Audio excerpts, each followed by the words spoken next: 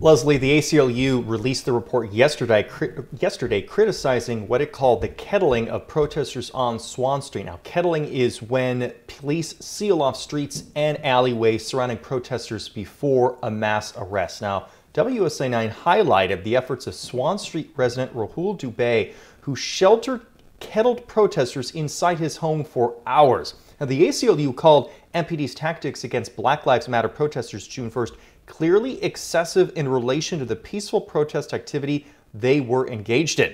The DC Police Union countered in a statement its officers encountered violent and riotous activity, including car fires and thrown bricks.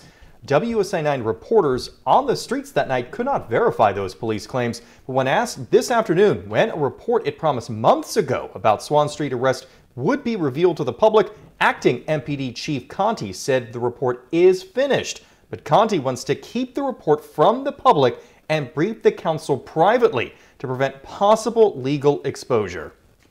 I think that there's one narrative that has come out, and obviously, it would certainly be in our best interest to release that information. But at this point, releasing that information, it would be very harmful, I believe, or could have the potential to be harmful to the district down the road when we're talking about lawsuits that we face.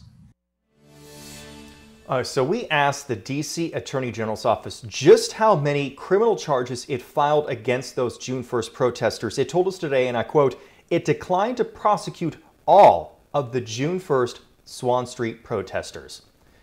Reporting live, Nathan Baca, WUSA 9. All right, Nathan, thank you.